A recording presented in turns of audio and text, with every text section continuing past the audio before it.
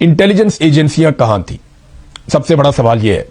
हर थोड़े अरसे के बाद पाकिस्तान में एक बड़ा इंटेलिजेंस फेलियर होता है, बार बार एक इंटेलिजेंस फेलियर होता है, लेकिन इसके बावजूद आज तक पाकिस्तान में किसी भी इंटेलिजेंस ऑफिसर को, चाहे वो ISI से है, चाहे वो MI से है, चाहे वो IB से है, किसी भी इदारे से है, किसी भी इदारे के इंटेलिजेंस ऑफिसर को कभी अकाउंटेबल नहीं किया जाता।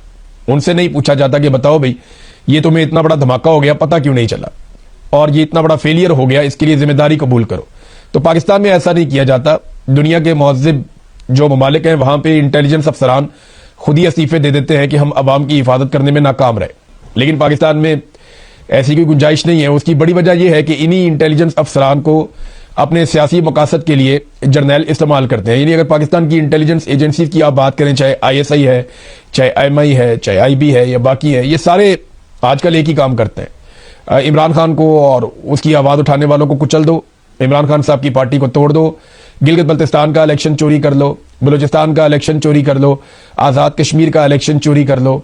इलेक्शन चोरी करने हैं, अपनी मर्जी की हुकूमत बनानी है, मुखालिफ आवाज़ों को कुचलना है, मीडिया की आवाज़ बंद करनी है, जजों को कैसे कंट्रोल करना है, उनकी ऑडियोज वीडियोज कैसे निकालनी है। ये वो सारे काम करते हैं जो सियासतदानों को कंट्रोल करने के लिए, मीडिया को कंट्रोल करने के लिए, अदलिया को कंट्रोल करने के लिए, ब्यूरोक्रेसी को कंट्रोल करने के लिए जो काम करने पड़े, पाकिस्तान की इंटेलिजेंस एजेंसियों की ज्यादा तवज्जो इन चीजों पर है। और दहशतगर्दी के मामलात और दहशतगर्द क्या कर रहे हैं उस तरफ सिर्फ उस दिन तवज्जो दी जाती है जिस दिन दहशतगर्दी का वाकया होता है, वरना अगला वाकया कभी ना हो।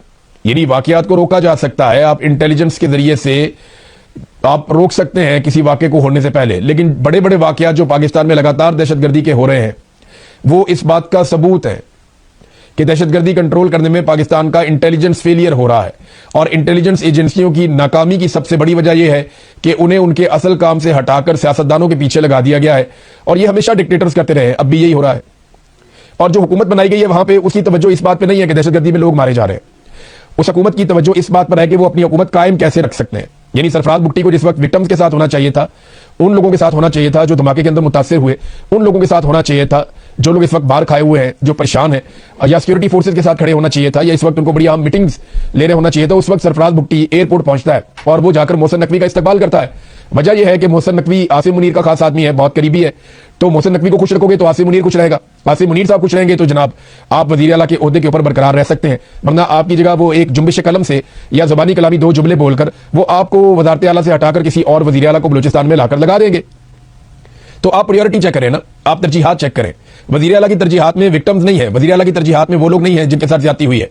हर दफा बड़े बड़े दावे करते हैं, कभी वजीर आला रोना शुरू कर देते हैं, कभी रोके दिखा देते हैं, कभी आंसू बहाकर दिखा देते हैं, कभी जज्बाती बयान दे देते हैं, ये कर देंगे वो कर देंगे, और फिर उसके बाद दूसरा वाकया हो जाता है। फिर दूसरे वाकये के ऊपर वो दोबारा से रिपीट करते हैं जो कुछ उन्होंने पहले किया होता है, और फिर तीसरा वाकया हो जाता है।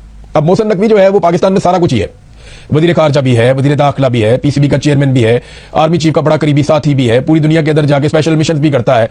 तो कोई ऐसी चीज नहीं है जो मोहसिन नकवी के इख्तियार से बाहर रखी हो मौजूदा निजाम में। और ये आसिम